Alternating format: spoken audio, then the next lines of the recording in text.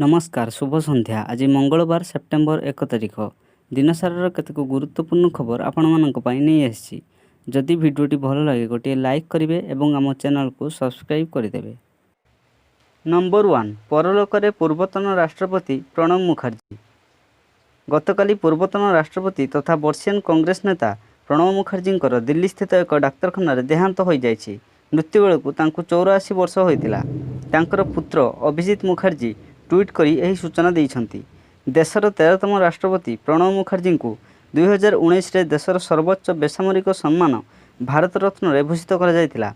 2012 रु 2017 पर्यंत भारतर राष्ट्रपति रहिथिबा प्रणब मुखर्जी कांग्रेस जड़े वरिष्ठ नेता एवं केन्द्र में कांग्रेस सरकार रे से अर्थमंत्री, प्रतिरक्षा मंत्री एवं वैदेशिक मंत्री भली बहु गुरुत्वपूर्ण पदवी मध्य अलंकृत करिसेंती। 1984 रे इंदिरा गांधी कैबिनेट रे से देशर अर्थमंत्री थिले एवं परे नरसिंह राव मंत्रिमंडल रे से 1995 रु 1996 पर्यंत वैदेशिक मंत्री रहिथिले। तांकर वियोगरे भारतीय राजनीति रे एक अपूरणीय शून्यस्थान सृष्टि होइछि। नंबर 2 पंचभूत रे लीन होला प्रणबंक पार्थिव शरीर। भारत रत्न प्रणब मुखर्जी पार्थिव शरीर पंचभूत रे लीन होइछि। पूर्वतन राष्ट्रपति तथा लोकप्रिय जननेता प्रणब दांकर शेषकृत्य किछि समय पूर्व नूआ दिल्लीर लोधी क्रिमेटोरियम रे संपन्न होइछि। संपूर्ण राष्ट्रीय मर्यादा सह प्रणबंक अंत्येष्टिक्रिया समापित होइथिबा सूचना मिलिछि। गतकाली पूर्वतन राष्ट्रपति तथा वर्षियन कांग्रेस नेता प्रणब मुखर्जी देहांत होइथिला। मृत्यु पर तांको पार्थिव शरीर को मध्याह्न 12टा पर्यंत शेष दर्शन पाई राजाजी मार्ग स्थित तांको बासभवन रे रखा जायतिला। आज तांकर बासभवन को जाई राष्ट्रपति रामनाथ कोविंद, उपराष्ट्रपति वेंकैया नायडू, प्रधानमंत्री नरेंद्र मोदी, प्रतिरक्षा मंत्री राजनाथ सिंह प्रमुख शेष दर्शन करथिले।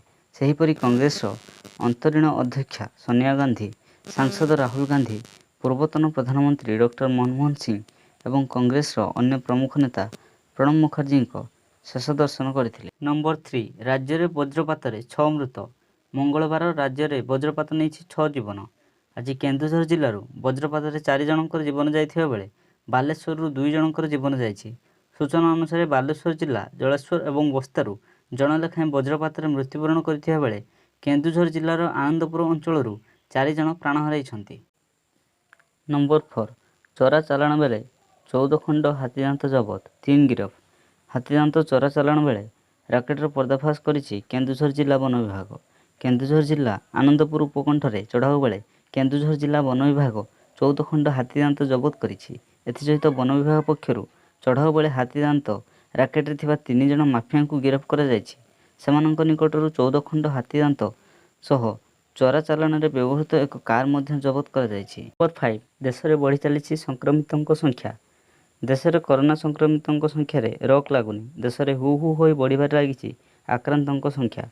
मंगलवार देश रे 69,921 नुआ आक्रांत चिन्हट होइछंती, जहाकु मिसाई देशर मोट कोरोना संक्रमितों संख्या 36,91,167 को वृद्धि पाइछि। एथिसह देश रे गोटे दिन में 819 जन कोरोना आक्रांतंकर मृत्यु होइछि, जहा फल देशर मोट कोरोना मृत्यु संख्या 65,288 रे पहुंची।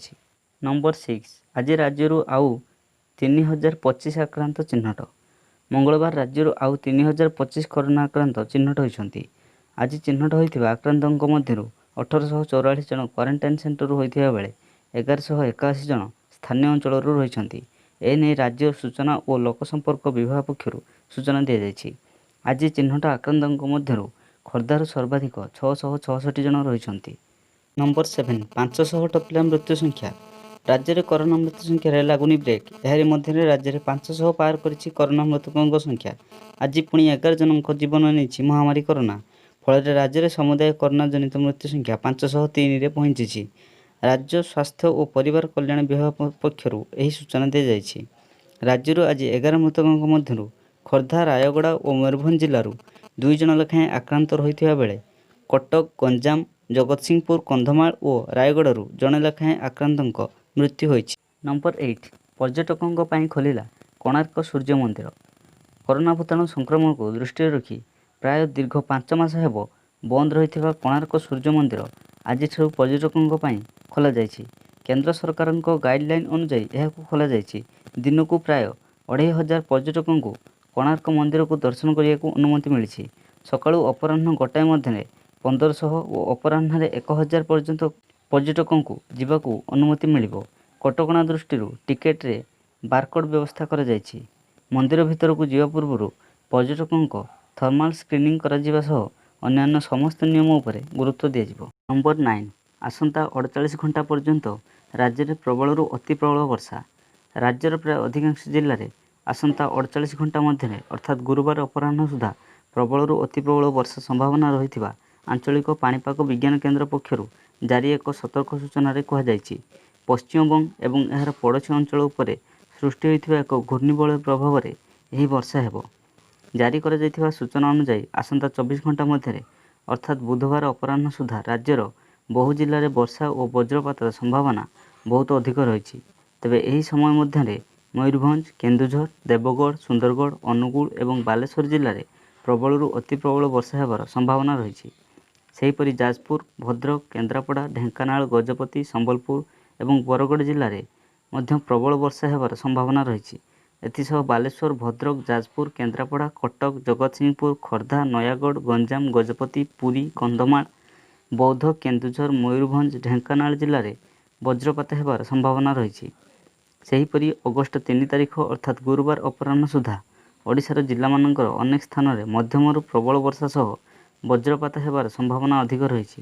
ଏହି ସମୟ ମଧ୍ୟରେ ସୋନପୁର, ସମ୍ବଲପୁର, ବଲାଙ୍ଗୀର ଏବଂ ବରଗଡ଼ ଜିଲ୍ଲାରେ ପ୍ରବଳରୁ ଅତି ପ୍ରବଳ ବର୍ଷା ହେବାର ସମ୍ଭାବନା ରହିଥିବା ବେଳେ ଝାରସୁଗୁଡ଼ା, ସୁନ୍ଦରଗଡ଼, କଳାହାଣ୍ଡି ଏବଂ ଅନୁଗୁଳ ଜିଲ୍ଲାରେ ପ୍ରବଳ ବର୍ଷା ହେବାର ସମ୍ଭାବନା ଅଛି। ଏହାକୁ ଦୃଷ୍ଟିରେ ରଖି ଆସନ୍ତା 48 ଘଣ୍ଟା ପାଇଁ ଏହି ସମସ୍ତ ଜିଲ୍ଲାକୁ ୟେଲୋ ୱାର୍ଣ୍ଣିଂ ଜାରି କରିଛି ପାଣିପାଗ ବିଭାଗ। ନମ୍ବର 10 2580 କୋଟି ଟଙ୍କାରେ ପିନାକ ରକେଟ୍ ଲଞ୍ଚର କିଣିବ ଭାରତ। ଆତ୍ମନିର୍ଭର ଭାରତ ଅଭିଯାନ ଅଧୀନରେ ଭାରତର ପ୍ରତିରକ୍ଷା କ୍ଷେତ୍ରକୁ ଶକ୍ତିଶାଳୀ କରିବା ପାଇଁ ପ୍ରତିରକ୍ଷା ମନ୍ତ୍ରଣାଳୟ ଏକ ବଡ଼ ପଦକ୍ଷେପ ନେଇଛି। ପ୍ରାୟ 2580 କୋଟି ଟଙ୍କାରେ ଭାରତୀୟ ସେନାକୁ 6ଟି Pinaka regiment rocket launcher system ଯୋଗାଇ ଦେବା ପାଇଁ ଚୁକ୍ତିନାମା ସ୍ୱାକ୍ଷର କରିଛନ୍ତି କେନ୍ଦ୍ର ସରକାର। 2024 ସୁଦ୍ଧା ଏହି ପିନାକ ରକେଟ୍ ଭାରତୀୟ ସେନାରେ ସାମିଲ ହେବ ବୋଲି ଜଣାପଡ଼ିଛି। Bharat earth movers limited, Tata power company limited ଏବଂ ଲରସେନ୍ ଆଣ୍ଡ ଟୁବ୍ରୋ ସହିତ ହୋଇଥିବା ଚୁକ୍ତିରେ ରକେଟ୍ ନିର୍ମାଣରେ ଅତି କମ୍ରେ 70% ସ୍ୱଦେଶୀ ଉପକରଣ ବ୍ୟବହାର କରିବାକୁ କୁହାଯାଇଛି। ଏହାକୁ ପ୍ରତିରକ୍ଷା ମନ୍ତ୍ରୀ ରାଜନାଥ ସିଂ ଏବଂ ଅର୍ଥମନ୍ତ୍ରୀ ନିର୍ମଳା ସୀତାରମଣ ସୋମବାର ଅନୁମୋଦନ କରିଛନ୍ତି। ନମ୍ବର 11 ଭାରତ ଚୀନ ମଧ୍ୟରେ ଚାଲିଛି କମାଣ୍ଡର ସ୍ତରୀୟ ଆଲୋଚନା। ଭାରତ ଏବଂ ଚୀନ ମଧ୍ୟରେ ବି ଗ୍ରେଡ୍ କମାଣ୍ଡର ସ୍ତରୀୟ କଥାବାର୍ତ୍ତାର ଦ୍ୱିତୀୟ ରାଉଣ୍ଡ ଆଜି ଅନୁଷ୍ଠିତ ହୋଇଛି। ଚୀନ ସେନା ଦ୍ୱିତୀୟ ଥର ଭାରତ ସୀମା ଭିତରକୁ ପଶିବା ପାଇଁ ଉଦ୍ୟମ କରିଥିବା ଖବର ସାମ୍ନାକୁ ଆସିବା ବେଳେ ଆଜିର ଏହି ବୈଠକରେ ସେ ନେଇ ଆଲୋଚନା କରାଯିବ ବୋଲି ଜଣାପଡ଼ିଛି। ଭାରତୀୟ ସେନା ସୂତ୍ରରୁ ପ୍ରକାଶ ଯେ ଆଜି ପାଙ୍ଗୋଙ୍ଗ ହ୍ରଦର ଦକ୍ଷିଣ କୂଳରେ ଉପୁଜିଥିବା ପରିସ୍ଥିତି ସହ ଜଡ଼ିତ ଆଲୋଚନା ପାଇଁ ଚୁସୁଲ ମୋଲଡୋରେ ବ୍ରିଗେଡ୍ କମାଣ୍ଡର ସ୍ତରୀୟ ଆଲୋଚନା ପାଇଁ ଭାରତୀୟ ସେନା ଏବଂ ଚୀନ ସେନା ଏକାଠି ହୋଇଛନ୍ତି।